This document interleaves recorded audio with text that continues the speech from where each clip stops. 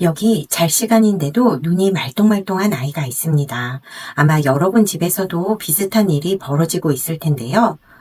저번 주에는 목이 마르다며 물을 마시러 나가더니 이번 주에는 계속 화장실이 가고 싶다고 난리입니다. 하루 종일 쳐다보지도 않았던 책이 자기 전에는 너무 재밌다고 한 번 더를 계속 외칩니다.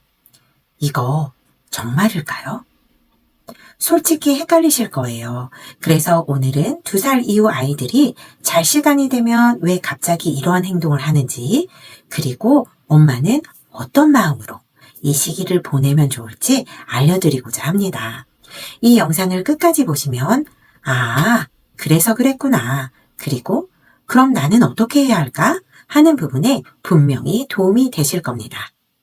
그럼 바로 안 자고 버티는 우리 아이들의 이유를 알아볼게요. 신생아 시절 아기의 가장 중요한 목표는 생존이었습니다.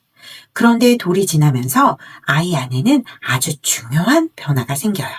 바로 의지입니다. 하고 싶다, 하기 싫다.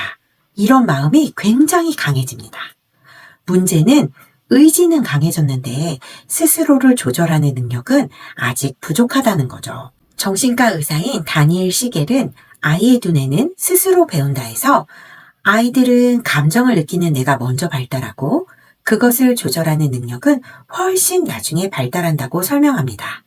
쉽게 말하면 더 놀고 싶어 라는 마음은 강해지는데 그래도 잘 시간이야 라고 스스로 브레이크를 거는 능력은 아직 오지 않은 상태인 겁니다. 엄마가 어떻게든 재우고 싶어 하는 것처럼 아이도 어떻게든 더 놀고 싶어 하는 것입니다.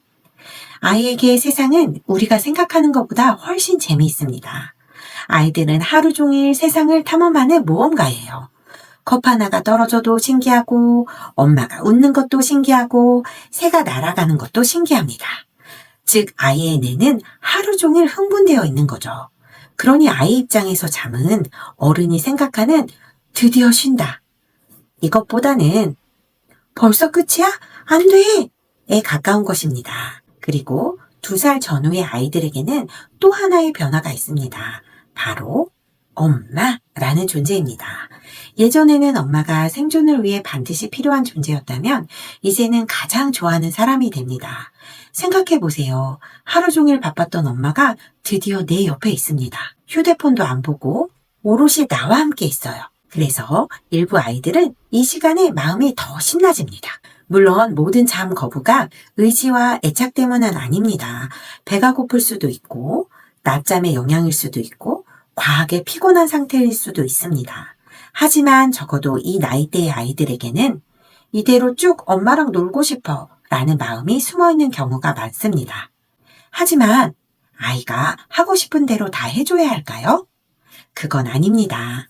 아이의 마음은 이해하되 잠은 부모가 알려주어야 하는 영역이기 때문입니다. 그럼 지금부터 이러한 아이들의 대처법 2가지를 말씀드릴게요. 대부분의 엄마들은 아이를 믿어주지 못하는 것에 죄책감을 느낍니다. 그래서 이러한 아이의 행동이 진짜인가 아닌가를 생각하게 되고 자연스레 대처가 일관적이지 않게 됩니다. 2세 이후의 아이 수면에 있어서는 훈육이라는 관점에서 지도해 주셔야 합니다.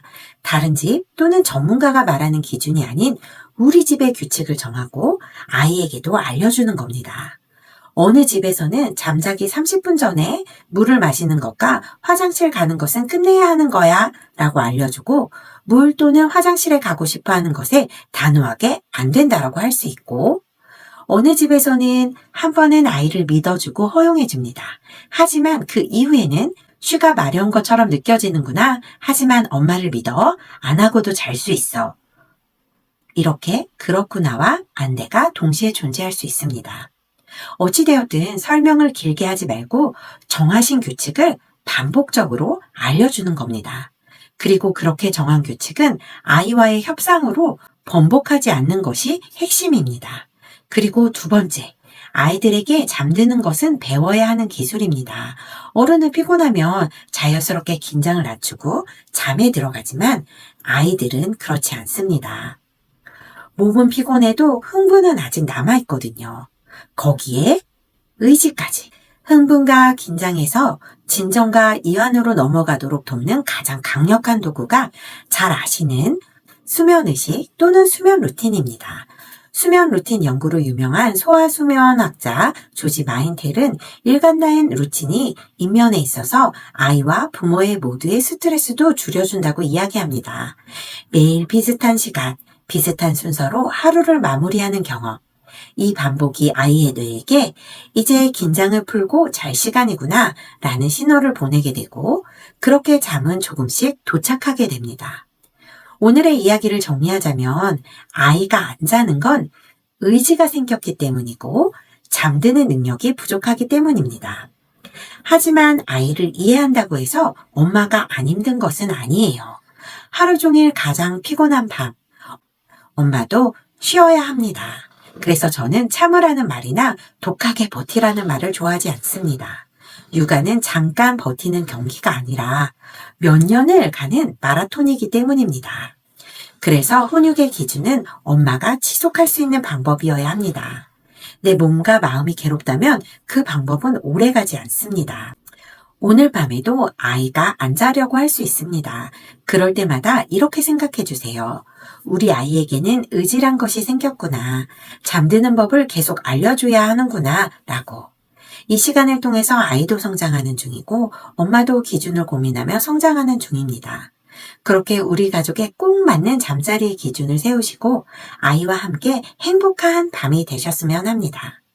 아이를 잘 재워서 엄마의 건강까지 챙기려면 수면의 질을 높여주는 수면 보조 제품도 적극적으로 사용해 보시면 좋습니다. 제 채널에서는 엄마와 아이 모두의 건강을 위한 현실적인 노하우를 나누고 있습니다. 나만의 육아 기준을 세울 수 있는 다음 영상도 보고 싶다면 구독과 좋아요 부탁드려요.